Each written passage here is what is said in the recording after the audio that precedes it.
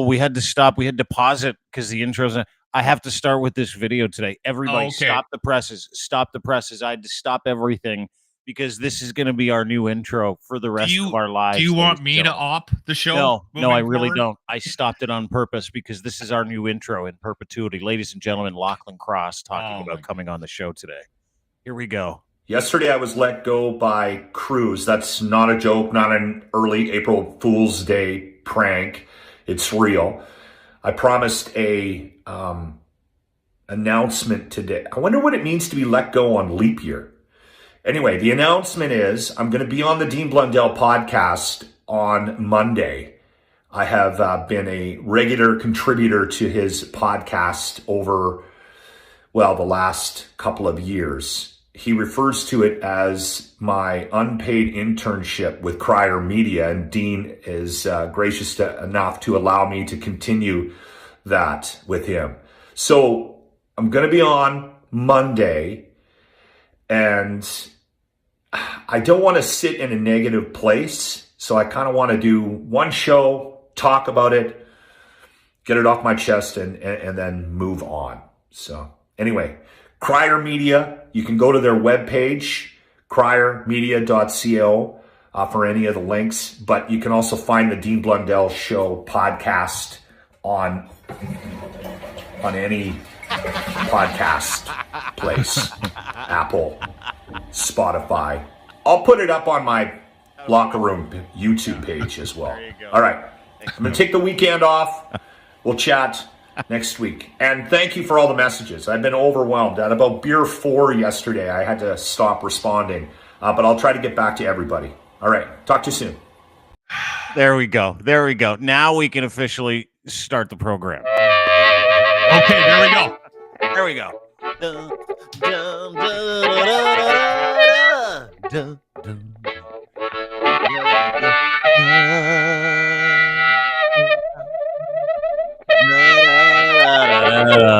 Okay, got that out of the way.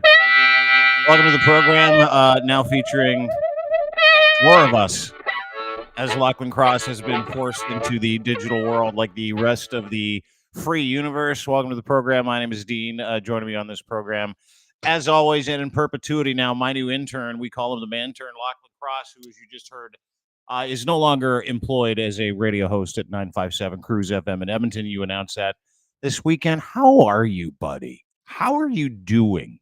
I'm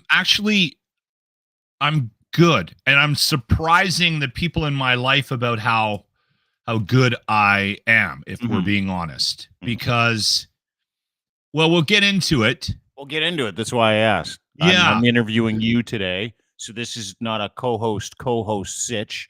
This is Dean interviewing his friend Lochlin, because Lochlin is the latest casualty in the war against success in traditional media. So I want to know how you're doing. I'm doing okay. I am. The initial shock is worn off, and I'll be honest with you.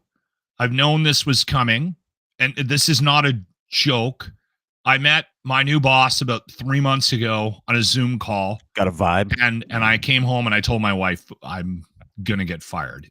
Yeah. And listen, a lot of people might hear that and go, well, you did it to yourself. And Dean, you know me well enough to know that I was doing everything that I could to figure out what I needed to do to change their mind about that.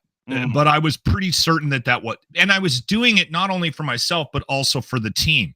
Yeah. For the locker room. And I think Jimmy. And I think, it's interesting because everybody is aware, especially in Edmonton, Alberta, legacy morning show, 9 years at Cruz FM.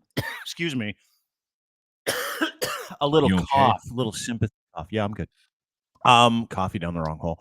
So Lochlin on Thursday calls me, and he said, and listen, this is a big deal. Like, these jobs don't come around all the time, especially in major markets like Edmonton. And so Lochlin is unceremoniously let go. You start that morning show 9 years ago. You take it from its infancy. It's a 1 share to an 8-9 share. Your top 5 men, 25-54 adults, 25-54.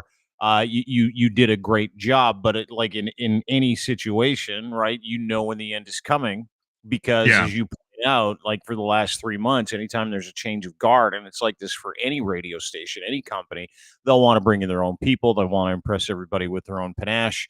So you were that casualty. Let me ask you a couple questions.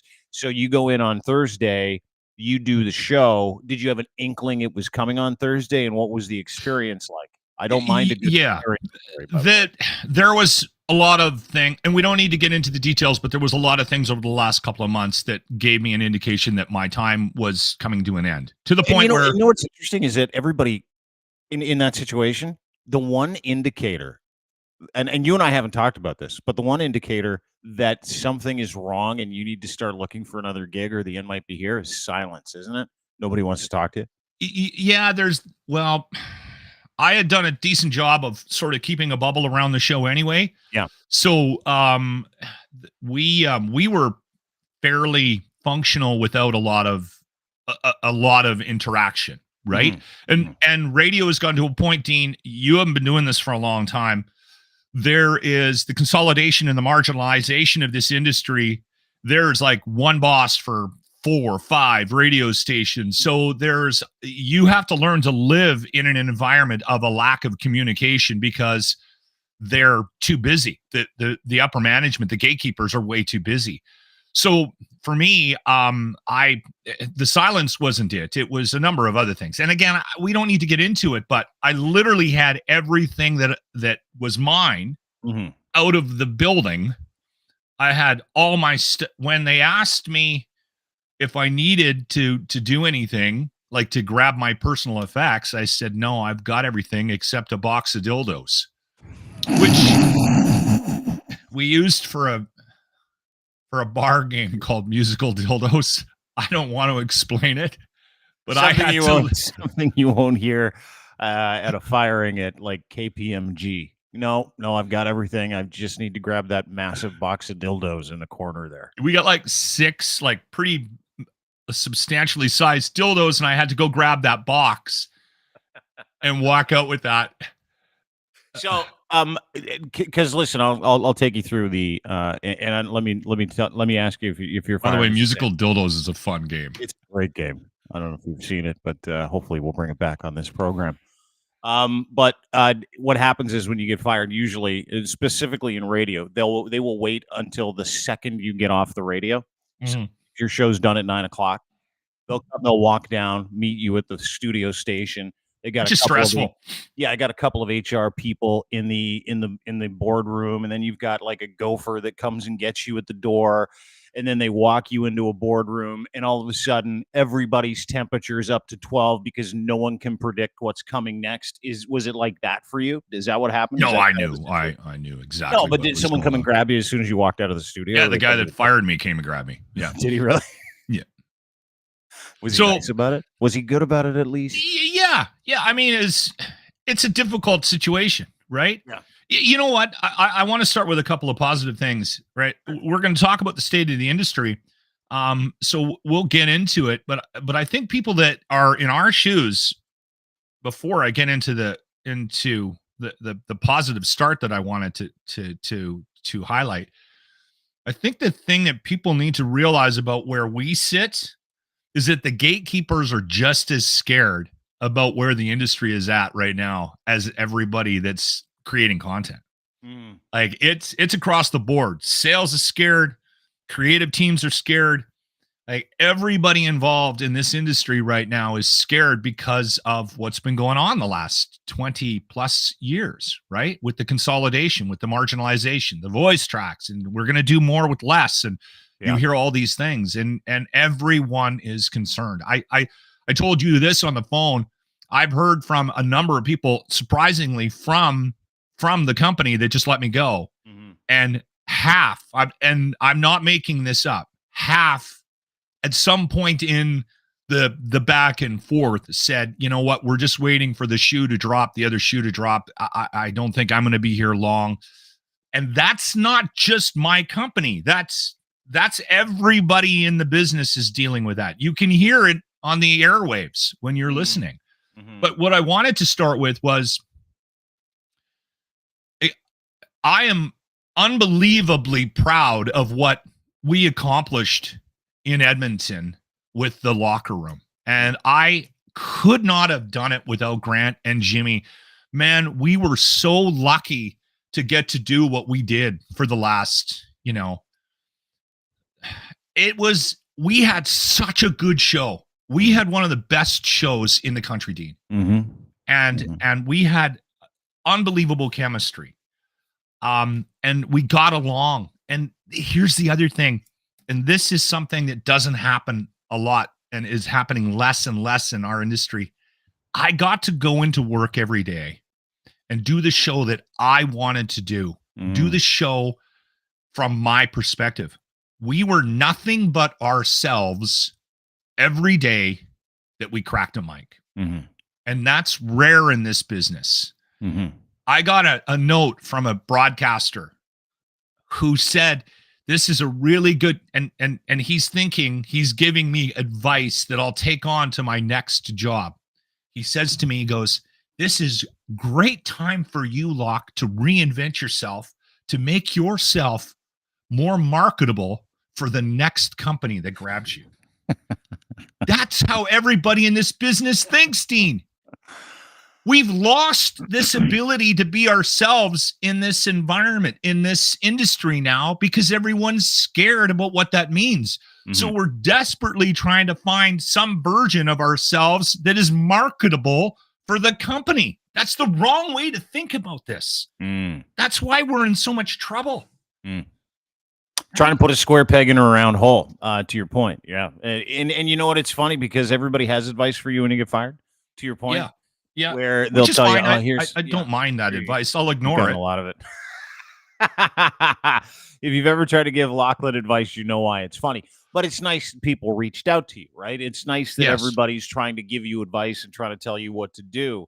But, you're in a situation that a lot of broadcasters are in. And let's transpose this back to the industry, right? Mm-hmm. Is that you took that personally, even though you shouldn't. Everybody takes getting fired personally. You look at yourself and you go, well, listen, this is failure. It's not. It's systemic. It's a problem with the industry and the economy of radio. And I want to ask you that question. What are you, 54 now? Yeah. Right? With 31, 32 years in the industry? Yeah, I started volunteering. I did a weekend blues show at the campus radio station, C-Jive, in Vancouver at SFU on the Hill. Okay. That was the summer of 1991. 1991. So you got 33 years in this industry, right? Well, thanks for doing the math. You're welcome. I'm really good at simple math, really bad at math. That includes anything with an integer. Just letting you know, don't ask me to do integers or ratios. I'm lost. Or the value of X. I will never be able to find the value of X, C, or Y, ever. But you're 33 years in. You're 54. Do you see, because of when you can look back and you can kind of, measure the way that radio has gone, you can see the diminishing return. You can see people who are really good at your job, like you, who was very good at your job, top 5 in the market, resurrected or really put that radio station on the map over the past 9 years. Yes, we did. And I don't think it's egotistical of me to say that. You did it. We built a brand. The locker room brand is a strong brand in this market. Absolutely.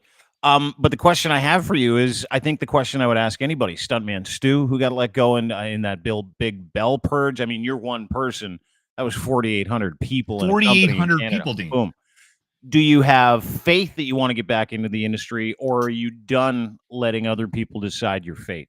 Because that's not an industry that, as we're talking about, you can have a lot of confidence in, that you're going to have a long career if you're going to go and work for any of these broadcasters. And listen, these broadcasters, Harvard, Bell, Rogers, Stingray, all of them are doing the same thing. They're trying to find a template where they can remain somewhat revenue positive, right? So this isn't a personal thing. You can't take this personally. This is what I'm saying.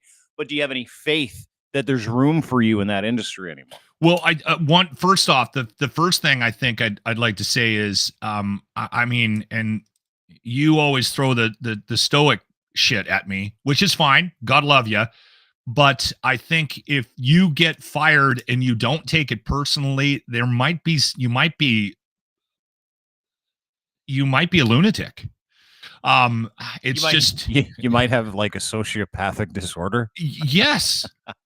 You should take it personally. Absolutely. Well, and here's the thing, and the reason why radio people I was take upset fired personally. Well, I'll tell you something. It's because you put the best of yourself into your personality. I into bleed that job. for these. I bleed for these Absolutely. companies, man. When you're an accountant and you're trying to like balance a ledger for KPMG or MNP, or if you're some kind of researcher for Deloitte, you don't take that personally. You're just putting numbers on a sheet of paper. When you're doing radio, television, when you get print, you're putting your passion, yourself, Yes. your best version of yourself into what you're doing. So of course you're going to take it personally in this industry. But Okay, now do you I see will, any future for yourself in this industry anymore? Well, listen, I'm either going to do something like this or I'm going to work at Denny's. There's not a lot of paths for old Locker. I haven't got a lot of skills outside of this. Not a lot of transferable skills. Can I tell everybody about myself? Like a little bit about myself? Sure, yeah. Like I'm wildly loyal. I'm an introvert. I'm way too honest. And I'm also a little too quick to judge people. So I'll put you in a box, and I've been working on that for a long, long time. And that creates a certain type of person that might not be the easiest to work with in a group setting. Okay. And I was very lucky in my career, if I'm being honest, because I was kind of isolated and I did it to myself. I'm self-aware enough to realize that I am part of the problem. I'm not blaming all of the things that happened to me in my career on everybody else. And you know that about me, Dean. I've tried to find ways to figure out what it is that I've been doing and why I'm part of the problem and not part of the solution in a lot of the things that have happened to me. And when I started in Winnipeg at Power, Winnipeg was ignored because we were a small market, comparatively speaking, to the other markets that the company I worked for was dealing with. Then I came to the Bear and I was wildly ignored because there were so many issues with the morning show at the time, right? So they were hyper focused on trying to get that thing was coming to the end of its runway. And they just sort of let me do what I did. And then here at Cruz, similar situation. Because of the environment, because of what this company has been going through in the last 9-10 years, we were largely ignored. Everything we did and accomplished was us. They threw a couple of bucks at us for contesting and for marketing, but largely what we built, we did on our own. And I benefited from that. Right. Mm-hmm. And so when you're asking me about whether or not I think I'll get back into the industry, I don't know. I'm going to be very particular about the next steps, the next decision that I make, because I'm used to that environment. Is that fair? Yeah. Oh, totally fair. I mean, listen, when you leave that industry, specifically if you're good at that job, and you watch the economy around that job kind of crumble, and like you say, you're trying to put a bubble over the show, not pay attention to the economy of radio, the diminishing return, the anxiety. We treated our own show like our own radio station. As you should, right? Like everybody else did. And you should do that. You shouldn't be doing a job for your program director. You shouldn't be doing a job for your boss. You should be doing the very best job you can do to stay employed, which for the listeners. Right. Which you did, which is why you had a very highly rated, very successful morning show. Really the only good rock and roll radio show left in this country, if you ask me. So when you look at that and you think to yourself, because this is how I look at it, and that's why I'm asking this question, is I look at the preventative nature of that business now. You said you got to do a show that was your show, that was you, intensely the people on the show. The way that radio is gone is now it is becoming a liner-driven business, meaning you have to be able to give the information the radio station wants you to be able to give and not step outside that. The days of people co-opting a personality, saying, we want you to be the very best version of yourself. We want you to do that here for us. We'll collect all the ratings and the money, and you just go do a great job. Those days are over. That's the culture that you're talking about that was a lot of fun. And if you can repeat that environment somewhere else, God bless you. I think you might be able to do it in the United States. But I truly believe this to be true. And this is why I asked you the question, is that in Canada, they're not looking for people who are really good at radio. They're looking for placeholders. They're looking for someone to be able to they can trust to be able to do a decent job, someone that will just deliver the things that the radio station and the company that owns the radio station wants you to do, whether it be cell phone liners or cable, to get more shock hit, whatever the deal is. They want you to do those things. So they've realized that radio is what it is, which is a diminishing asset. So when you are in the business, as you were up until Thursday, and you can see all that around you, and you've got an opportunity to make an exit and do your own thing, should someone else call you and say, hey, listen, put your faith in us, we're going to be fine, does that give you pause at this point of your career at 54? Pause. Well, I've already had. I don't know if I'm going to put my. I've already had a couple of job offers. Yeah, I know. That's why I'm asking. I don't know. I got to think about it. I really do, and I'm going to take some time before I make a decision. Because listen, the industry itself is sick. It's not the companies. It's the people in that industry. Let's dig into that.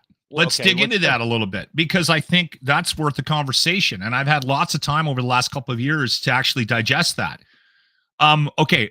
First off, there are exceptions to the rule. I don't think the entire industry is what we just said it was. I want to say that out loud. And I also think in this country, but I also think there are people out there that give a crap about this business, and they actually go into work every day to try to actually put it on a decent show. They're not going into work every day to just read liners. But I will say this, you got to be it, man. If you're doing if you're doing 6 markets, you're doing voice tracks, I don't know how you get excited about that. I don't know how you find a way to engage an audience if that's your gig every day. So the industry is in trouble for a variety of reasons. Okay. So, and again, we talked about the consolidation, the marginalization, the voice tracks, the program directors doing 4 radio stations, getting rid of leadership. So they've done it to themselves, right? In an attempt, because the big companies that bought up all these smaller companies and became these behemoths were doing it for assets. So, and they were doing it to milk as much money as they possibly could out of it. Yeah, take for free advertising. Yeah, absolutely. So over that time, what ended up happening is ratings and revenue kept going down. Now, that wasn't the sole reason for it. The industry has also been segmented. There's a lot more things for ears and eyeballs to gravitate towards. So the money is also like shit like this. Yeah. So the money has also been spread out. And then AdSense, Meta. Yeah. So add insult to injury, they're also firing a lot of these content creators that are pulling eyes and ears away from traditional radio. And I think traditional radio and traditional media as a whole has done a lot of damage to its reputation. So you got people now that are just listeners, just consumers seeking out alternatives. So we're in this really bad cycle. Mm-hmm. And if you're in the business, the companies are all following this major like the major company template of slash and burn. Yeah, so everyone's profitability, right? The goal is to cut the profitability, get those margins up for something.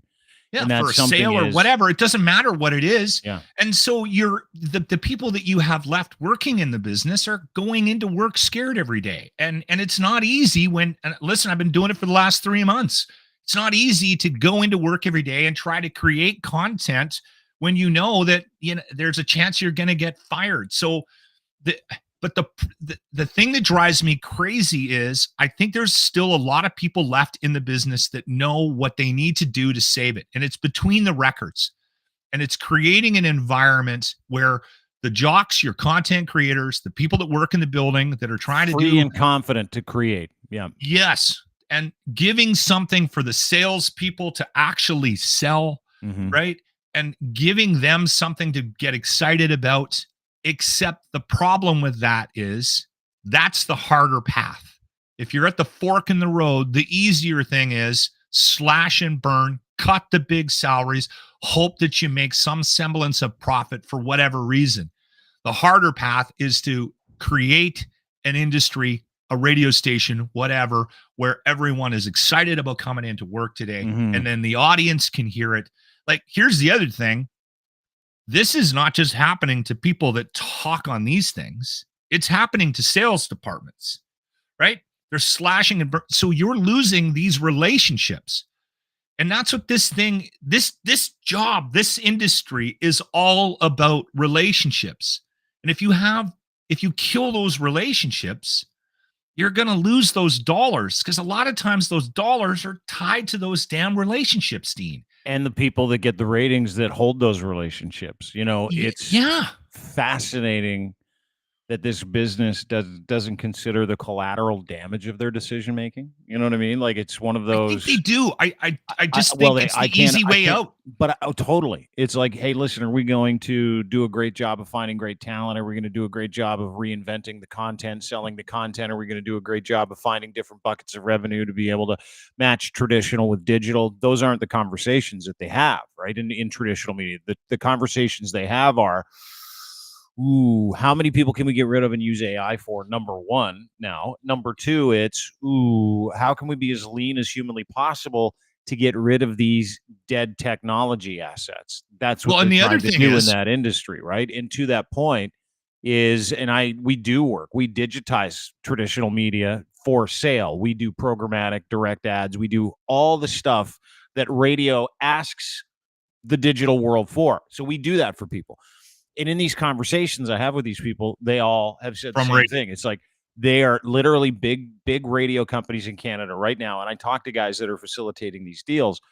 They're trying to make radio stations and those media outlets as lean as humanly possible ahead of getting rid of those assets, because they've squeezed all the profit out of them and they know the technology is gone now. Like, they don't care to do that work that you point out of, wow, how can we use this? How can we give it different purpose so that we can use it as a free megaphone or funnel for business into our ecosystem? They just don't do that, to your point.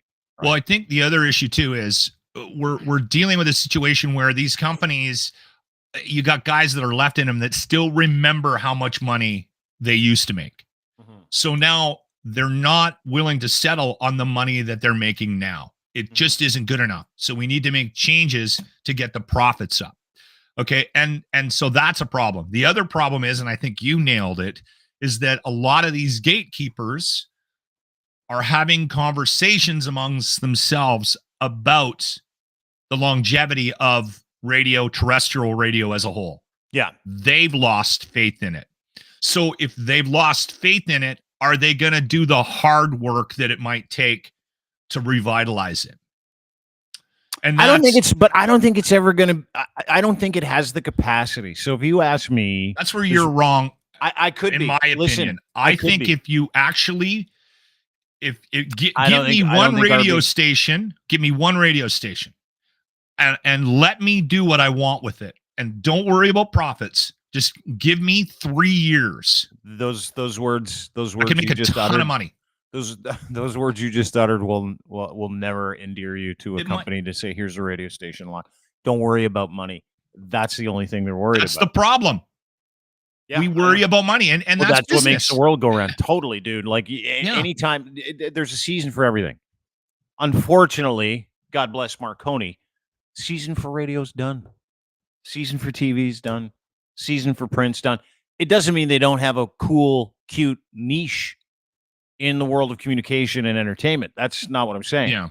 But it's done, man. Like, they fired you on Thursday and you're very, very, very successful. Listen, you don't fire successful people that get you paid. You keep incentivizing them and you keep them going and you build a bubble around them so they can continue to make money for you, right? They didn't do that. But I was just one. I know. One cog in the wheel. Stuntman Stu, Ottawa, same thing. Successful, great ratings. You make too much money, and this business, we want to send a message. We're done with all the bullshit. We're done with all the, and I mean, dude, let me liken it to something else, right? Someone asked me about Crier Media. They're like, what's the workload like? I'm like, it's crazy. You know that. It's insane. You got people, you've got algorithms, you've got social media, you've got monetization, you've got content, you've got micro, you got all this, you got audio, you've got programmatic, direct, you got all these things you got to keep on. And then you got to deal with weird personalities and stuff. And then we've got a couple of other businesses on the side that require none of those things. And I'm like, where do I spend my time? Well, you spend your time on the things that are more profitable that cause you fewer headaches. Right now, radio is a massive headache for. It's a great analogy. It really is. Radio is a massive headache for anybody that owns them. Like, take And Harvard, for the example. people that are left are in charge of so much. It's overwhelming. Totally, dude. Right? Yeah. So they've taxed all these people with 40 jobs for one person because the economy of radio stinks. People that owned it are like, we got to get out of the business. They're not bad people. Like, Bell's a bad company. Rogers is a bad company. I don't know about that. I think they are. They're bad companies. Well, Rogers is less of a bad company than Bell. Bell is a fucking terrible company that treats people like absolute shit. And then they put up these environmental commercials. Is like, we're Bell. We like electric cars. You're like, yeah, you better put that up because you can't do anything else. And you fire people after taking money from the government to pay them, you dicks. So bottom line is that, you got variations of these companies, but what you're suffering through is what everybody's suffering through in that industry, which is on-demand content, man. They haven't decided to be part of the game. They've decided to fight against it. The wave went right over top of them, took them all out to sea, and they're all going, it's nice in here. No, it's not. It's terrible in there. It's a terrible thing to do. And so, to your point, and that's why I asked you if you do it again, it's not a healthy industry. And I don't think people should be getting involved in it if you want to have a long career where your work, like the excellence of your work, and you were excellent. You still are one of the best radio guys in this country. And I mean that from the bottom of my heart. I appreciate that. But any station would be lucky to have a guy with your panache, someone that can drive audience, someone that can get ratings, someone that can connect with a community like you do. That was the game back then. It's no longer the game. And that should tell you everything you need to know about the people that own these assets that don't want anything to do with them being successful anymore, because it's just too much work, dude. Yeah. And it's sad. It's sad. Totally sad. But in your case, Harvard is owned by a very, very wealthy family who look at the return on the broadcasting side and go, listen, for fun and influence, we'll keep a couple of these things. It makes no sense to stay in the radio game if you own bricks and mortar and licenses and you got to pay fees, and the return continues to go down by 10 to 15% every year, and you're watching digital go up. All these radio companies and media companies, they're all doing the same thing. Totally. They're all doing the same thing. They're all looking at the revenue coming in, and they're making tough decisions. And you're right.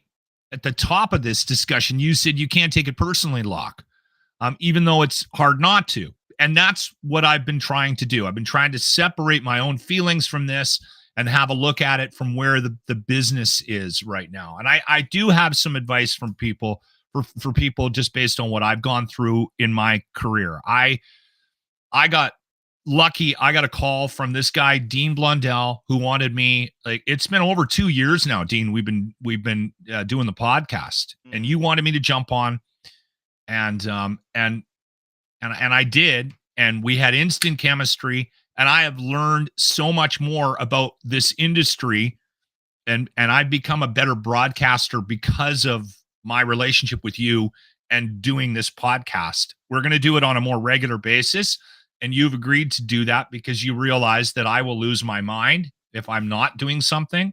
So I appreciate that. I might be a bit manic. And I think that's the one piece of advice that I can give everybody is you have to explore this other medium, the other alternatives. And listen, if you're really passionate about cooking or Star Wars or whatever it is, I don't care. Find a way to create content and get it out there, because this is something too that doesn't get talked about a lot. The gatekeepers, the ones that are making these decisions, these tough decisions for these radio companies to try to squeeze any amount of profit out of these radio stations, they're aware of something and they might not vocalize it, but the audience is right there. It's right there. It's at your fingertips. Yep. Brands like The Locker Room and Lochlin Cross and Dean Blundell don't need the gatekeepers anymore to reach an audience. Mm-mm.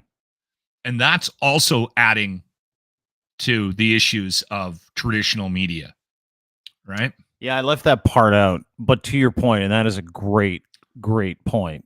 And it's wrapped up in advice, right? Which is get busy creating your own brand. Listen, Lachlan's 100% correct, everybody. And I mean that from the bottom of my heart. I'm living proof of it, so is he. is that you don't need an intermediary of an employer to be able to communicate with people, build your brand, or more importantly, do the content that you're super passionate about, Yeah. right? We have a rule at Crier Media, and that rule is we don't get in the way of your shit.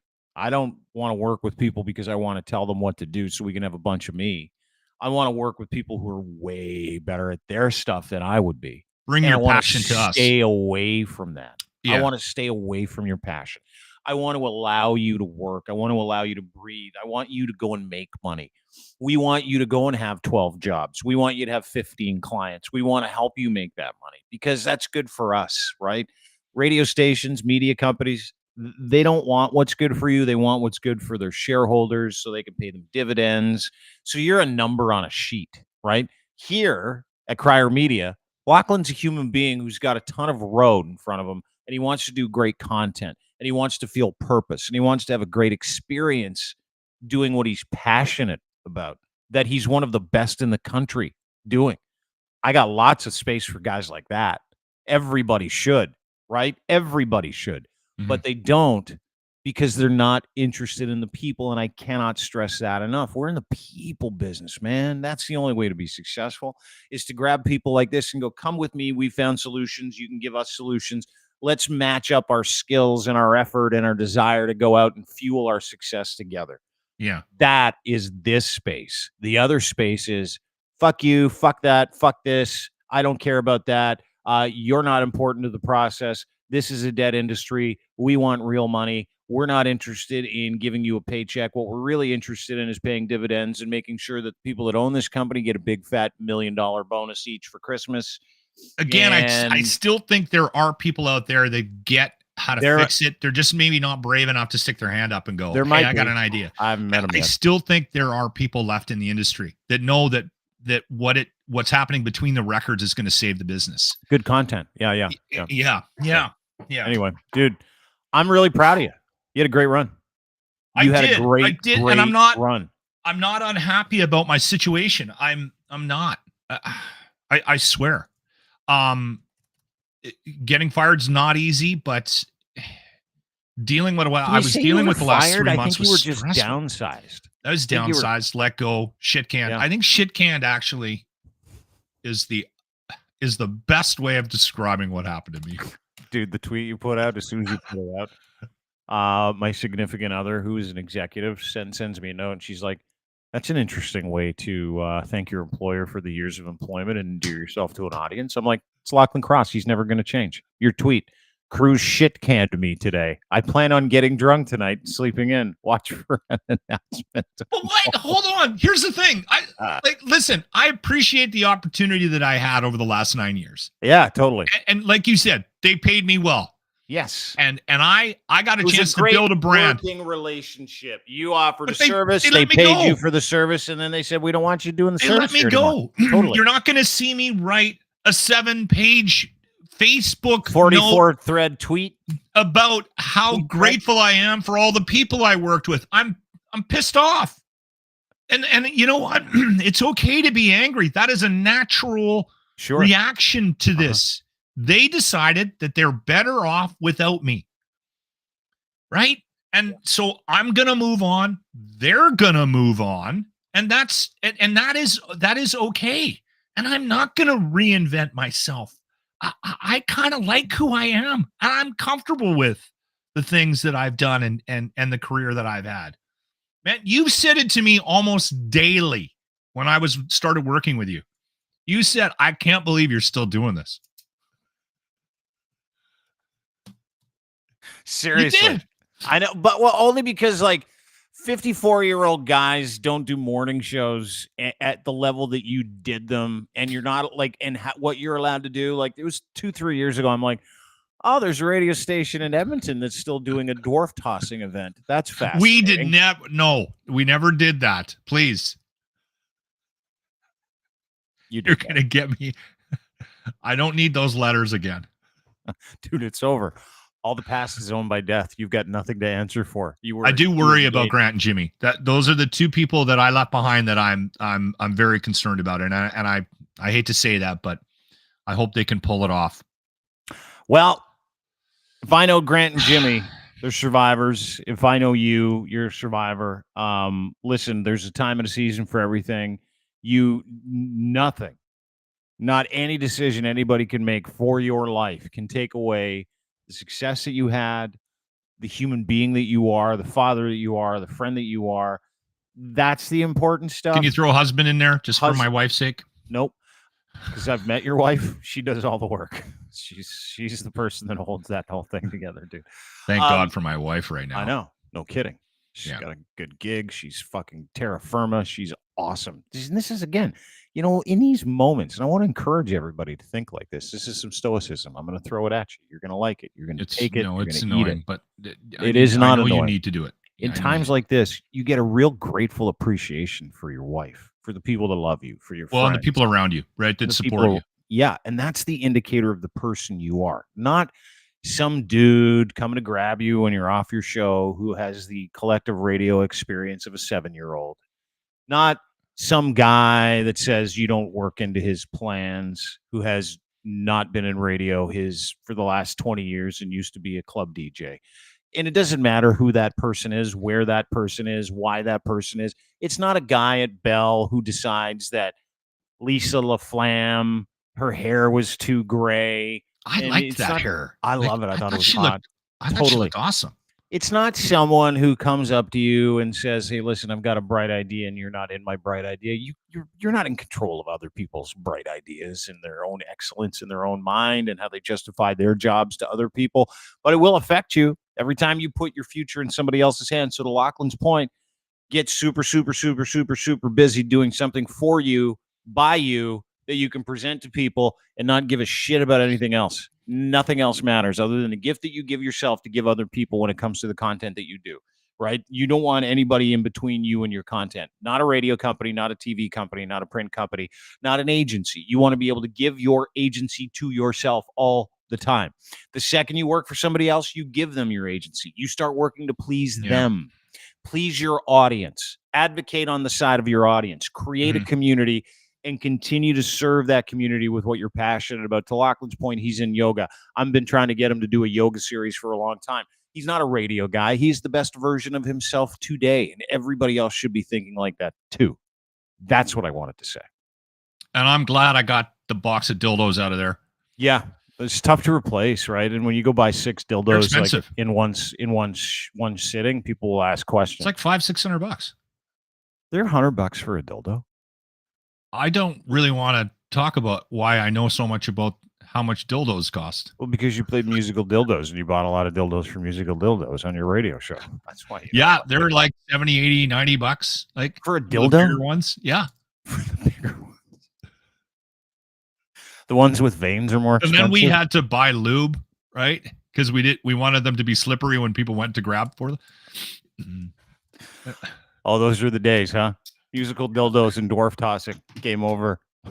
Listen, we never tossed Jimmy. You 100% did. Dude, there's going to be a time I will not admit to that. Radio stories are the best. Like back when you did, I remember we did this. And you're like, oh my God, I can't believe you did that. There are things. And if we did, he agreed to it. And we put mattresses down. It does.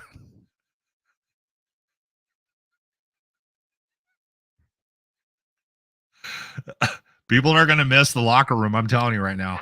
Oh, and thank you for all of the messages that we got. Like I've been bombarded with messages. So, okay. And can we do one more thing? Let's wrap up here. Please. I appreciate this. I don't think that this is something that I want to do again. Like let's move on. We're not talking about it anymore. Well, you'll bring it up that I've been fired like probably just for like 3 months. It's like I've got a rule. 3 months. Let me write that down. The best way to help someone get fired, like who just got fired through the firing, is to continue to remind them that they're a free agent. They can do whatever they want, but in a way where it reminds them of getting fired. Yeah. Right? So hey, remember when you got fired? Yeah, I do. Yeah. Yeah, you'll do that for 3 months. All right, I'll start the clock. Okay. All right, thanks for this. Yeah, I appreciate. Always. You have a great day. By the way, I've only been fired twice, really once, because the second one was mutual. You've been fired twice. So, yeah, I've been fired once. You've been fired twice. And the first time I got fired, I hung on to it and was bitter for about a year until my wife sat me down and said, "You need to shake it off. You're doing better now. Why are you still bringing this up every Did day?" you play the Taylor Swift song? That's why. Shake it off. No. I don't. Please don't. I want to be better. You talked about the better version of myself. I am not going to do that to myself this time around, and I'm gonna do my best to move on. It's just a job. Thank you. There's millions of Is that stoicism? Yeah, basically. Oh, yeah, good. it basically changed your life and you don't even know it. Look at Lochlin, Marcus Aurelius is on your asses. Lochlin Cross, you can find him on Twitter. Get a hold of him. If you are someone who appreciated what he did at the locker room, at Lochlin Cross on Twitter, you can find him on Facebook as well. And you can find him here at Crier You want Media. me to come to your bar or your event and play musical dildos? Let me know. Yeah, he's good. He's good like that. $250 a night, cash, all cash, or e-transfer. And it doesn't matter. Let's just help feed Lochlin and save Lochlin. By the way, ladies and gentlemen, you can also get one of these slick shirts. He put this on Twitter last night, Locker Room merch page. Idea. Yeah. We sold like 5 as soon as they went up. Here you go. Watch it. I'm like, The guy that runs my merch page thought this would be funny. It's up. It's a thing. I'll put the link below. I'm like, no one's buying that. He's like, you'll be surprised. And then he calls me and goes, "We sold 5, you idiot." I'm like, Lord. Go get your Save Lochlin Cross shirt. Give him some beer money. Support this man. Let's support each other as life continues to change, especially when life changes. It has nothing to do with you. Great job, dude. Great career. Absolute pleasure. Thank you. Really, really, really, really, really think about how proud you are of the career you've had. And then know that this I don't need to think about it. Good. I am, man. Good, I am wildly proud of it. Good. Wildly. Good. Yeah. Talk to you tomorrow. With Alex. Alex De Rebekov joins us tomorrow live from Ukraine. All right, buddy. Have a great day. Talk to you soon. Thanks, man. Lochlin Cross. There you go. There's an example of a guy who has continued to figure out life, right? No one's exempt from these things. No one's exempt from getting fired. Everybody loses a job. Sometimes you go bankrupt. Sometimes you don't. Sometimes you're wildly successful. But when someone else makes a decision that affects your life to that extent, you have to think back to when you give them agency, when you decide you want to work for somebody. And listen, everybody works for somebody. I'm not saying it's a bad thing. I'm really not. But we live in a time where people can do their own thing for themselves. And we live at a time when people tell you that, you grow up, you work for somebody else. Hopefully you get a good pension. Hopefully you make it to 65. Life is so short. I'm 51. I turned 51 this year. 51. 20s, you think you're going to live forever. 30s, you're like, everything that happened to me when I was 0 to 18 is catching up with me. 40s, you're like a collection of your 20s and 30s and super confused. 50s is where you calm down. It is. And that's where all the things that you've done in your life bring you to this perspective of what you can control and what you can't. And if you give your life, your agency to somebody else that can control you, you shouldn't be surprised when they do. You shouldn't. And I get it. It's easy for me to say that. But there were 7 years there that I battled to not have to do that with other people. I'm only in this position because I bet on myself, and I would encourage everybody to do that. Everybody. You see people that are successful. You see people that do these things that you're like, why are they so successful? I don't understand it. It's because they did the work. No one's exempt from doing the work.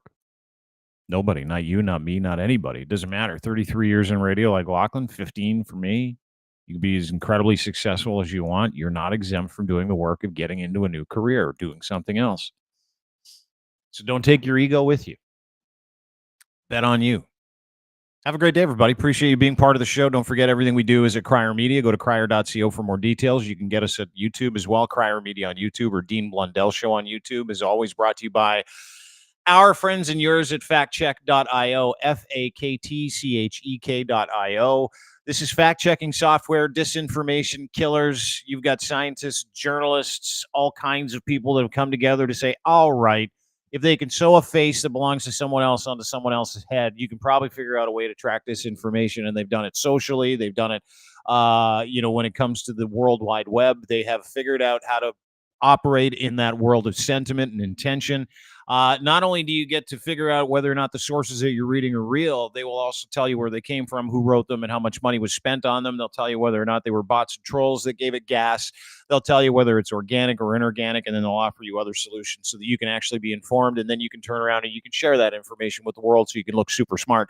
Go to factcheck.io if you would like to join their beta testing team. You can do that now, factcheck.io, beta test their program, become part of their beta testing team, and you yourself could be a verified fact checker. Get in before everybody else does. Get real information so that you can share it with other people too. Go to factcheck.io for more details. Factcheck.io, factcheck.io.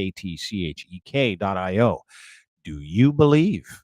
Also brought to you by Cantork, makers of rugged, hardworking torque wrenches, the best in the business. Cantork is every solution under one roof. You want to be a distributor of their world-changing products, you can do it. What is Cantork? They make torque wrenches, bolting solutions for people that can't find them, heavy machinery, nuclear, railroad, forestry. Doesn't matter what they do. They have unparalleled expertise, and they're a one-stop shop, 20 years of experience for any bolting solution. Cantork's top-of-the-line torque and tension tools, flange maintenance systems, impact sockets. You can rely on the highest quality products. They are brought in for heavy industry around the world, Dubai, UAE, the United States, Canada. Dude's in Australia. He builds torque wrenches for tunnel boring machines that nobody else can make. He's the best in the world and the best in the business. Go to Colin at cantork.com. Check out his new website, services, and products on his brand new website today. Again, cantork.com. Also brought to you by Muse on the Mic, the podcast. The Patreon version is greasy. You'll love it.